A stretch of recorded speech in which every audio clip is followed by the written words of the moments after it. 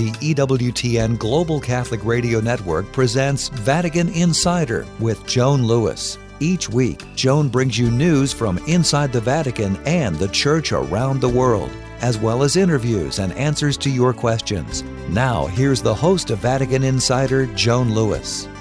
Welcome to Vatican Insider on this last weekend of January. Seems 2025 is flying by. In a minute, I'll look at the news, but first I want to tell you about my guest in the interview segment, Alveda King.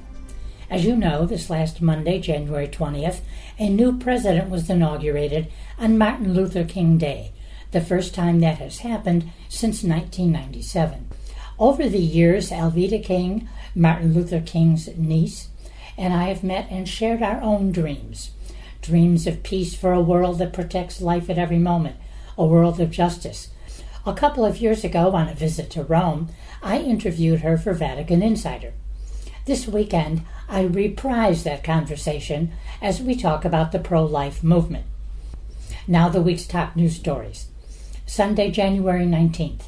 At the Angelus, after reciting the Marian prayer with the faithful in St. Peter's Square, the Holy Father expressed his gratitude for the Gaza ceasefire agreement, calling for it to be respected and for aid to enter Gaza.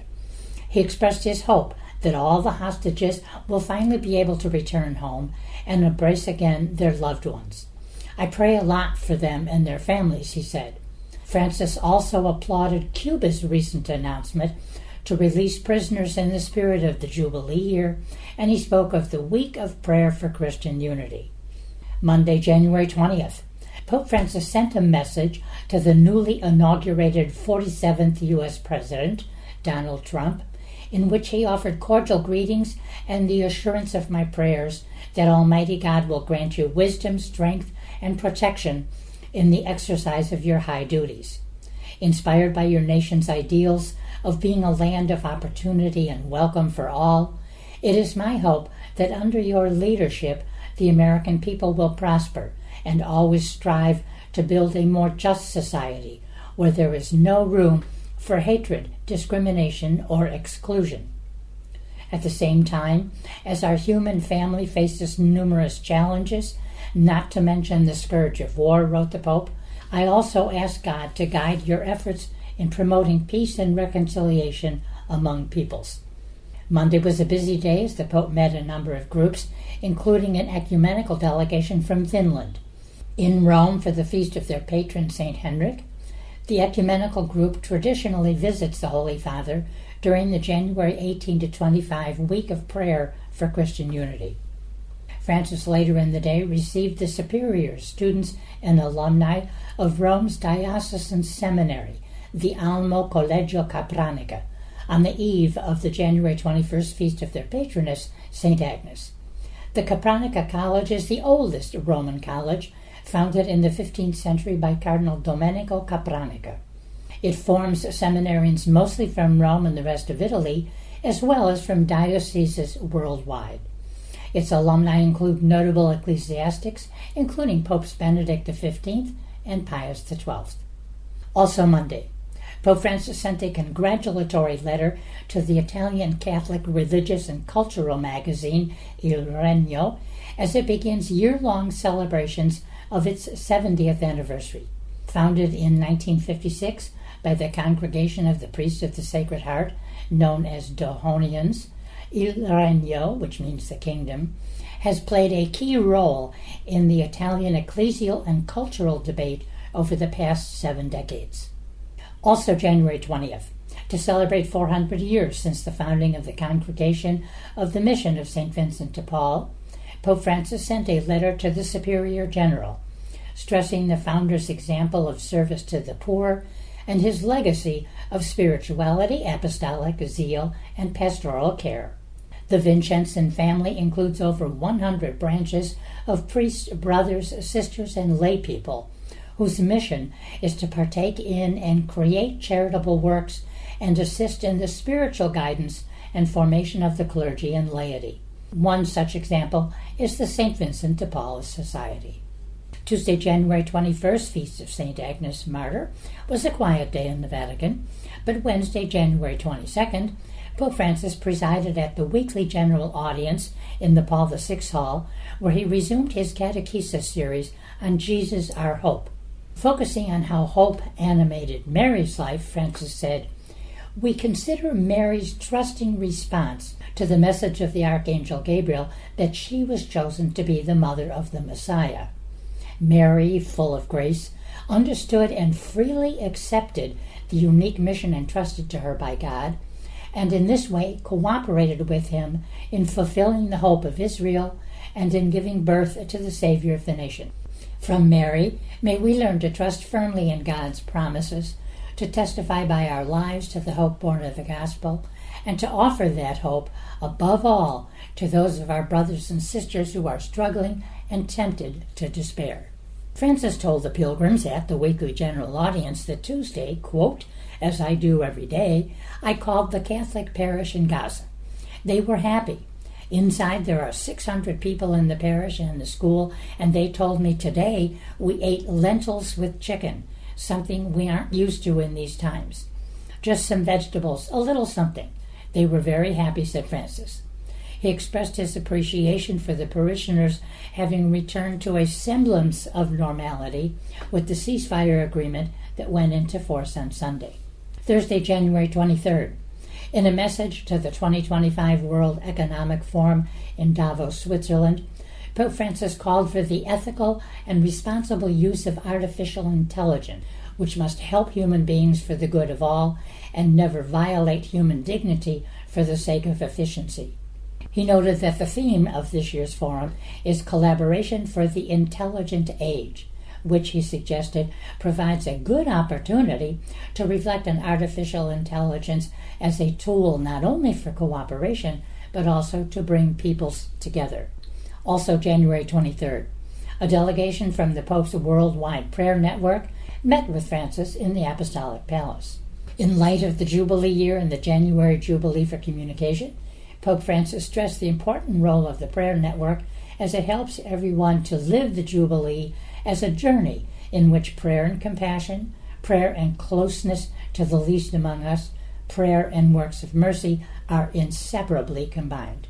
Also Thursday, the Holy Father received presidents and directors of Italy's Automobile Club, thanking them for their service to citizens and their efforts to promote safety on the road, but also calling for renewed efforts in education in schools and to embrace sustainability. Again Thursday, in his annual audience with Italy's Inspectorate for Public Security at the Vatican, charged with maintaining security in and around St. Peter's Square, the Pope invited them to take advantage of the holy doors that have been opened at St. Peter's and the other papal basilicas. He thanked members for their work, carried out with dedication, professionalism, and generosity.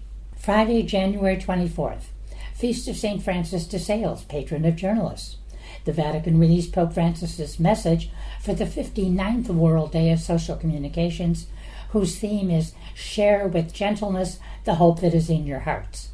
In a world, quote, characterized by disinformation and polarization, as a few centers of power control an unprecedented mass of data and information, it is ever more urgent to disarm communication and purify it of aggression. Too often today, says the message, communication generates not hope, but fear and despair, prejudice and resentment, fanaticism and even hatred. A society increasingly isolated, incapable of collaborative action, is urgently in need of hope and a new, uplifting, inspiring way of communicating. Wow, what a week of news at the Vatican. But now, stay here for my conversation with Alveda King on the pro-life movement. God bless you and yours.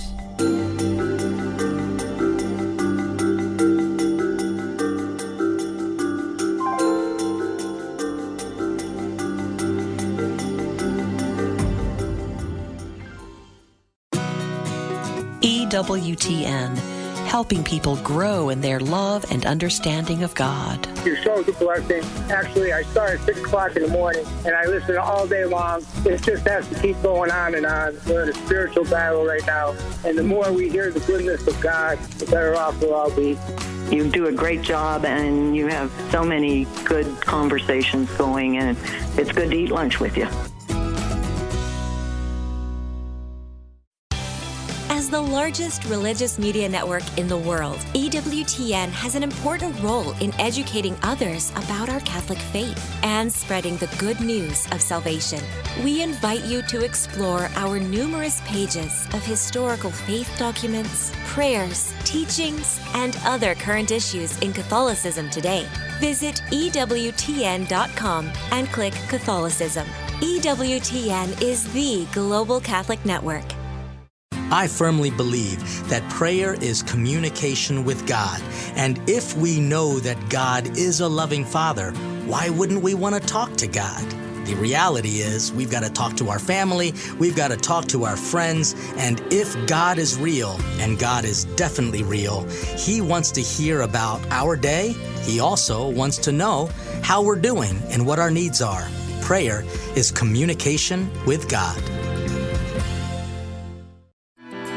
Welcome back to Vatican Insider. Here's Joan Lewis. Welcome to the interview segment of Vatican Insider.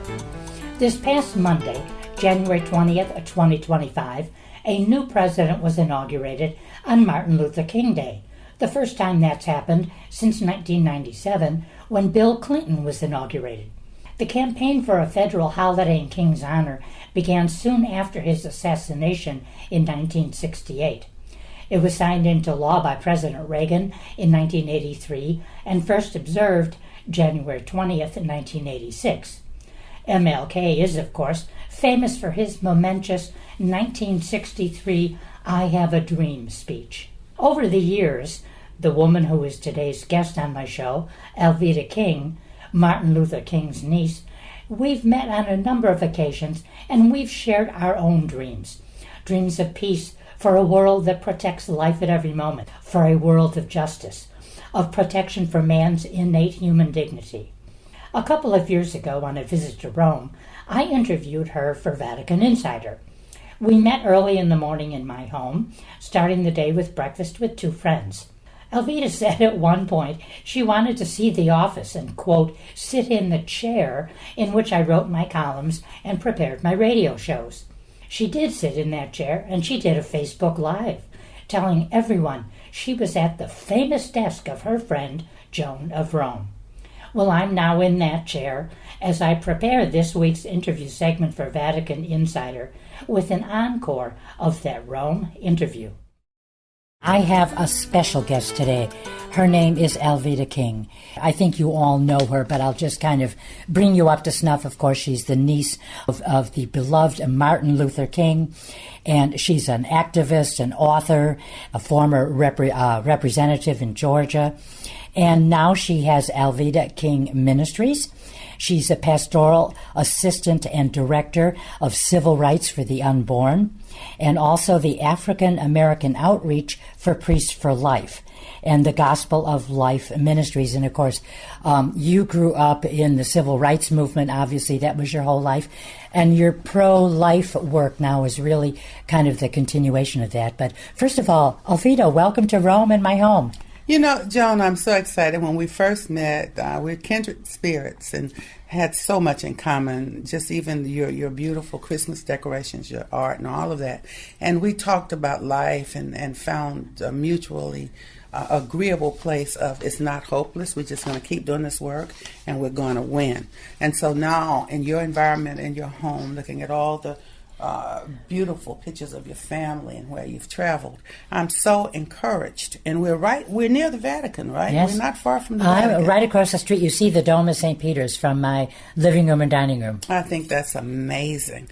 And so to be here with you in our ongoing journey, yes. I'm just honored. Exactly. Well, I'm honored too, and I remember our very first meeting actually was at the 20th anniversary of Priests for Life. Now, you mentioned the Vatican, and I actually want to go there for a minute because one of the big fans of your uncle, of Martin Luther King, is Pope Francis. And, of course, I needn't remind you of the various talks, but I'll remind our listeners of the references that the Pope has made on different occasions to your uncle. So I want to just refer to the first one, of course. He addressed Congress, the Pope did, in 2015, and he held up 4 Americans who he said offer us a way of seeing and interpreting reality. And he first spoke of Abraham Lincoln, and then he said, "Here, too, I think of the march which Martin Luther King led from Selma to Montgomery 50 years ago as part of the campaign to fulfill his dream of full civil and political rights for African Americans." And Pope Francis said, "That dream continues to inspire us all.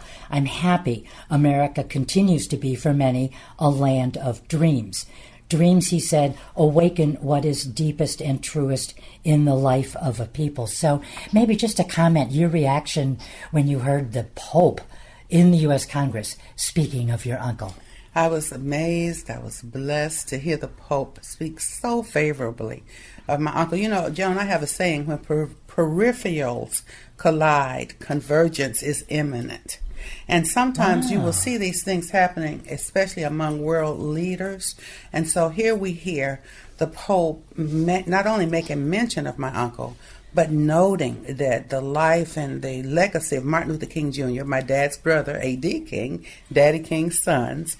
And so here he's putting in context and history here in the 21st century. And then I thought about this. Martin Luther King Jr. said in the late 1990s, "The next thing we must be concerned about if we are to have peace on earth and goodwill towards men," I say people, "is the nonviolent affirmation of the sacredness of all human life. Man is a child of God, made in his image, and therefore must be respected as such.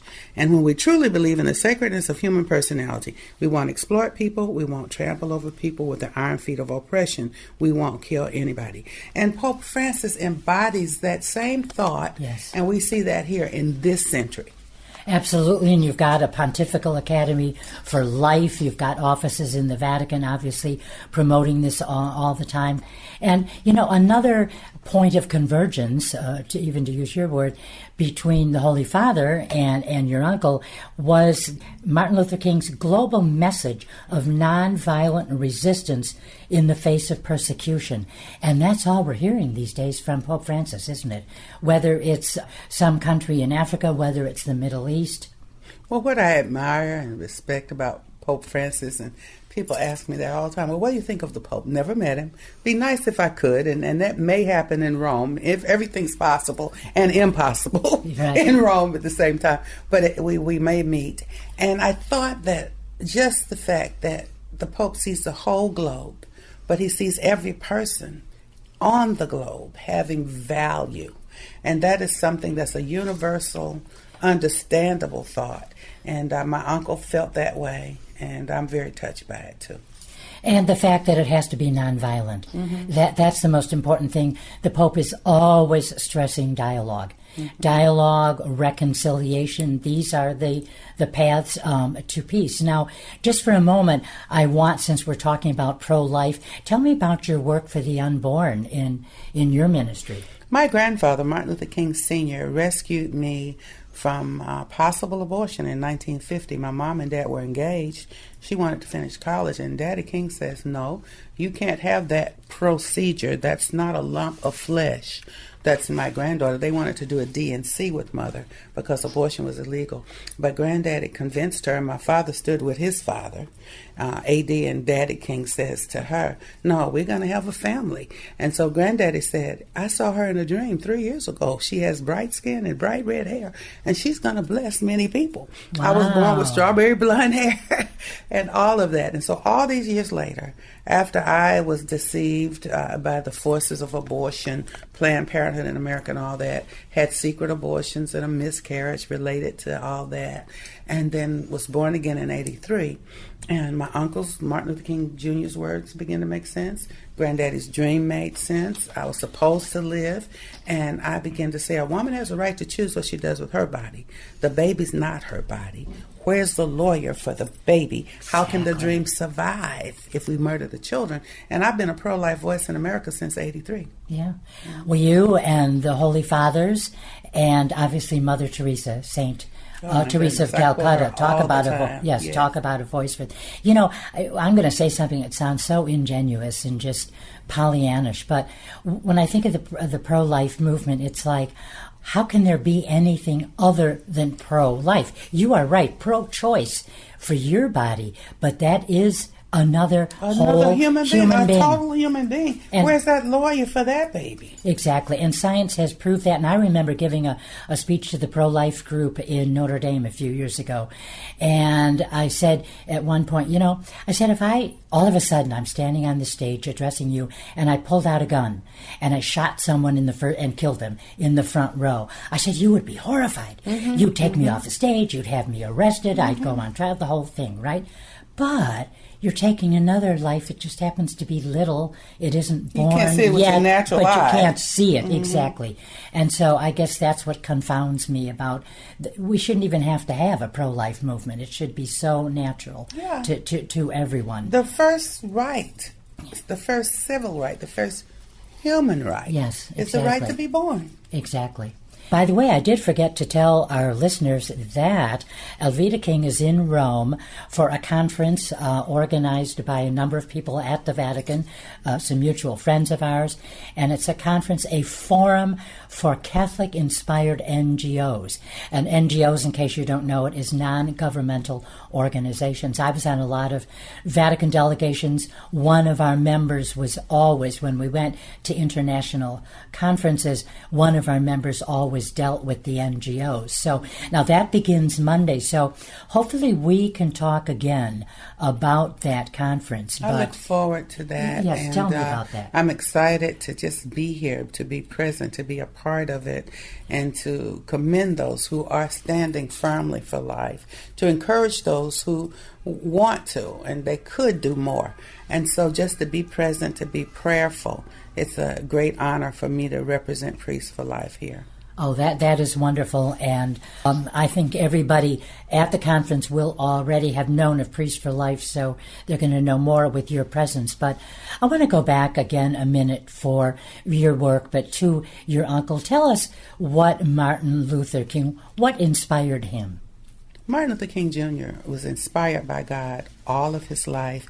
In his early life, when he was a college student, he explored all the religions of the world and all that, and he wrote some things, well, I don't know, that's my dad's old religion, and I need to see. But he had an encounter directly with God himself in a time called a knock at midnight. And he said he heard the voice of Jesus say, Martin Luther, stand up for truth and justice, and lo, I'll never leave you. And so Martin Luther King Jr., my dad, his brother A.D., Daddy King, the whole family, Mama King, all of us were just Christians all the way through. Martin Luther King Jr. was a man of God. And with that inspiration, he found the courage. One of his books, one of my favorites, Strength to Love. And he had the strength to love, to care about humanity. So those are things I remember. And what inspires you? The same God that inspired my uncle, Father, Son, and Holy Spirit, and people like you. I'm inspired by your work, Joan, and encouraged by it. And we're walking in this journey together in life, and to be able to do what we do. I see you've got all the technology, computer, this little gizmo that you're recording with. And so if we could just use all of this media and technology for good and continue to tell the truth, it makes a difference. We have to inspire people. We have to give them hope rather than tear them down and speak negatively of people and destroy reputations. Really, you're right. All of this has to be used for the good. And even Pope Francis has issued messages for the World Day of Communications on how to use for good, all the means of social overcome media. Evil with good. Be not overcome by evil. Overcome evil with good. So the more good and truth and light we can put out on social media, the better. So I really want to say to everybody that you're able to reach, Joan, don't be afraid of technology and media. No. Use it for good. Absolutely. My last question before our time runs out now, but we'll talk again after the conference on Christian-inspired NGOs. Obviously, Martin Luther King, your uncle, was very famous for his I Have a Dream speech. And of course, it was a speech that it called for an end to racism. It called for civil and economic rights. Freedom is equality, etc. And I want to know what your dream is. Well, my dad, A.D., my uncle, M.L., Martin Luther King, one of their favorite scriptures, Acts 17:26. Of one blood, God made all people to live together on the face of the earth. It inspired my uncle to say, we must learn to live together as brothers, I add as sisters, or perish as fools. So my dream, continuing, moving forward, and I've given it to the children, my children and grandchildren, is that we learn to stop fighting each other, live together on this earth, love each other according to God's word. And that is the message that I do my best to proclaim from the womb to the tomb. Exactly. And I just want to ask you one thing. Do you feel that today, here we are in 2017, has the word racism taken on maybe a connotation it shouldn't have? Has it changed in these years? People are using and misusing the term racism and the term race. But when we realize we're one blood, one human race, and once we really understand that, and that's what I say to people, don't tell me my race needs to get along with your race unless you're a Klingon and Dorian or somebody out of Star Trek. So let's just be human beings. And that's the message that we can proclaim now, and we have to remind each other. We are one red-blooded family here on the earth, and we can recognize that. So. Absolutely. Well, I'm going to say goodbye to you right now, Alveda King, after our brief conversation. But again, we will come back after that conference, and both of us will have learned some new things in the meantime. So anyway, thank you today. By the way, this is Alveda's first trip to Rome. It sure is. Yeah. It's amazing. I saw what's the fountain? Trevi Fountain. Trevi Fountain already, and that was wonderful for me to be there. And then I saw people from every ethnicity. We were getting along with each other. We weren't arguing. We were eating the same gelato.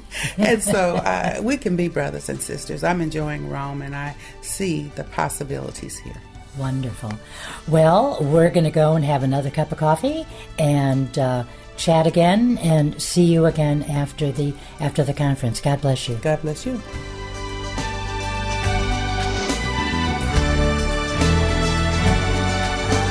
For more information on these stories or to check out Joan's blog and to ask her a question, go to EWTN.com. That's EWTN.com.